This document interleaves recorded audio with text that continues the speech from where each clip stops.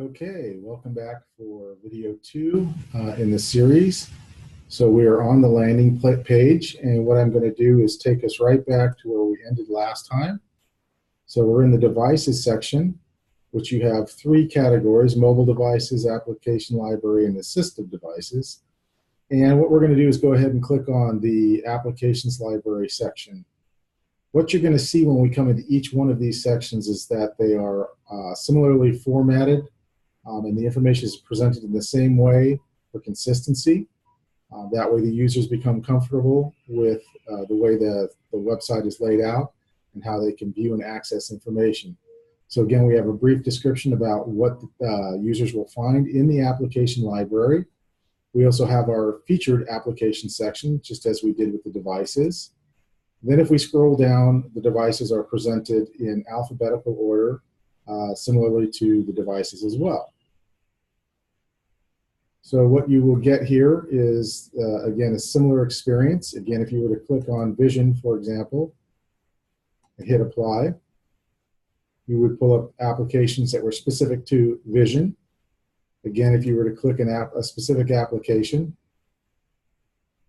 you would find, again, all the categories that that application is designed to help, along with a description of how the application works, rating system, and again, a video of, if one's available, on how to use that application.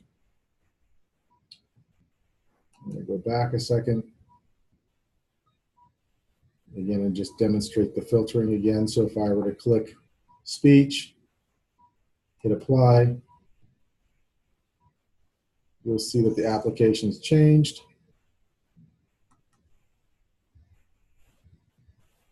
And again, so you have a description of the application, categories that it's meant to address, or disabilities that it's meant to support, customer rating system, again, the ratings are in for this application, and brief video.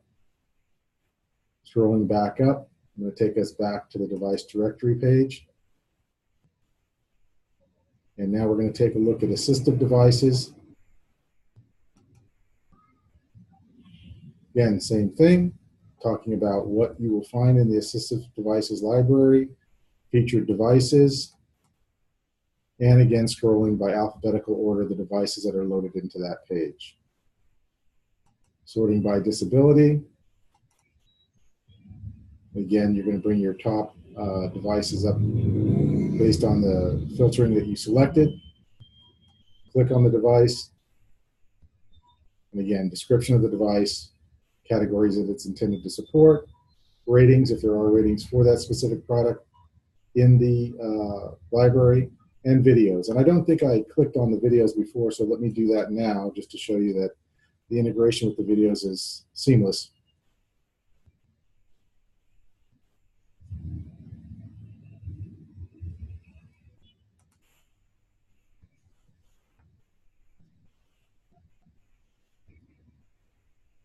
Okay, so you get the idea with that. Full featured videos, all the functionality that you would expect in a video, integrated linked video. In that specific case, it was to YouTube. Okay, so now I'm going to go back to the devices library. So we've taken a look now at the mobile devices, the application library, and the assistive devices.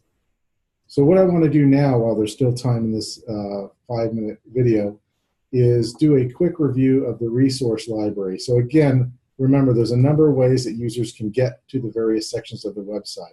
There's the resource library listing here, or if they had scrolled down, they can also access it directly from this tab here, or this link here. So let's go ahead and just click from here to enter the resource library. So what the resource library is going to present is articles, white papers, and training materials primarily. Again, disability specific, searchable by disability, or simply by scrolling down and looking for a particular article or seeing something that you find interesting. For example, here we have the Smith-Kettlewell research paper that actually DCF sponsored. So you could simply click that and you would get the full white paper here that you can scroll down and review.